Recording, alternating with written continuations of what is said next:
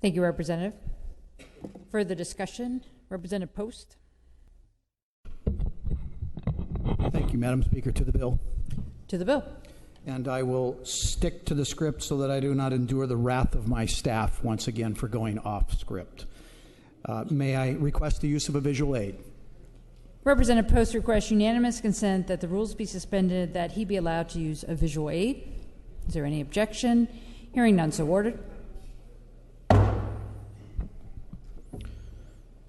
Thank you, Madam Speaker. If I understand this bill correctly, the intent of the bill, as has been spoken already, was to provide additional assistance for plaintiffs in wrongful death lawsuits. Yet one of the factual consequences of this bill is Excuse that me, it Representative will result... Post. Representative Williamson, for what purpose are you in the privilege queue? Order. Point of order. Please state your point. Madam Speaker, a writing that impugns the motives of members is improper. Representative Post, could you stand aside? She has a better view than I do.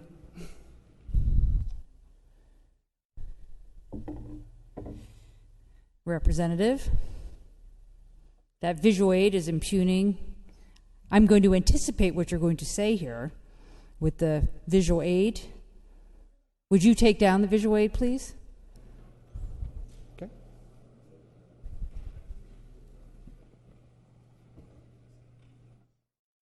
Thank you, Representative. Representative McClain, for what purpose are you in the queue? Madam Speaker, I would like to contest your ruling and point out that an amendment was offered in the committee which would have limited attorney's fees to the first $500,000, and that check is simply consistent with an amendment, and we have a right.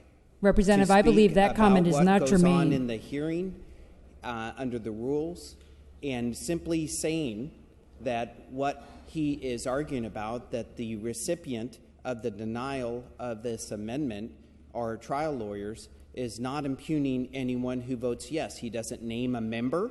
He doesn't. Representative, you're appealing my ruling to ask him to remove the visual aid. Yes, I am. Duly noted, not debatable. Then I demand a vote of the House.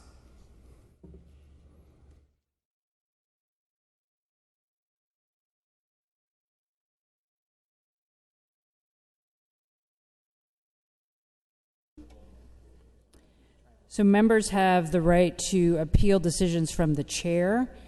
They're not debatable. They are a majority of members present. We will do a voice vote. Those in favor of sustaining the ruling of the chair, say aye. Aye. Those opposed, no. Chair is in doubt. Let's open the voting system. Those in favor of upholding the ruling of the chair will vote aye. Those opposed, no. Clerk will open the voting system.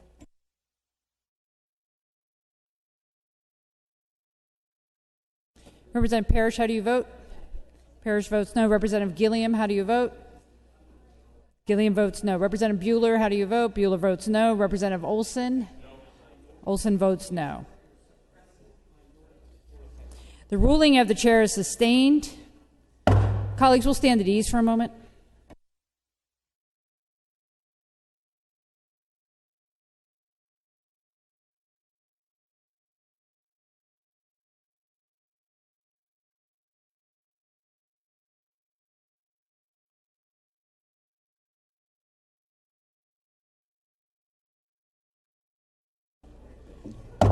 The House will come to order. Colleagues, having a little flashback to last session, it behooves all of us that when we speak on this floor, whether visually or orally, we keep in mind what we're doing.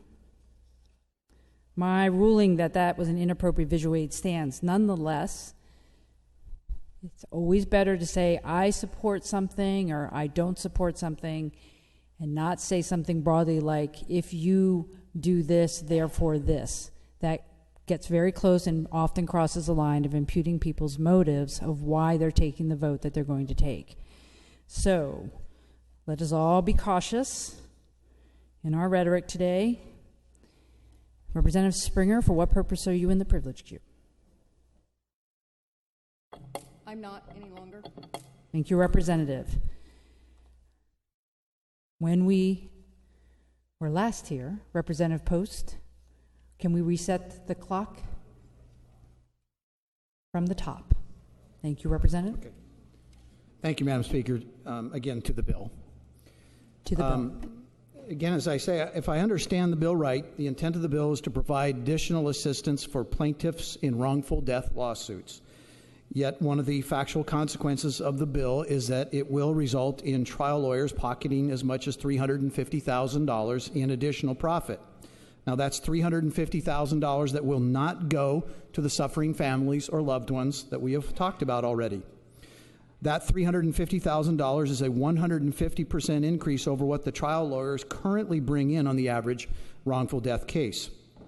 This session, as you know, many of us are trying to find ways to help Oregon's poor, the working poor, the middle-class families, and there's a consensus in this building that we need to do something to help those that are less fortunate. Rather than raising the wage of those who need it the most, HB 4136 is giving a 150% raise increase to trial lawyers, who, by the way, under the current cap system, typically would take in approximately $150,000 per wrongful death judgment. Now, there was an amendment to cap the lawyers' fees at the $500,000, thus giving more money to the victims, the difference between the 500 and the 1.5, which I was very much in favor of. I want the people to get their money. So make no mistake, what my aide represented was that what we could do on this floor today, if we as a body decide to vote yes on this bill, we will be signing a check, and that's why I have left the check blank where the signature goes. Representative, Sorry. I feel like you didn't hear me before. I did.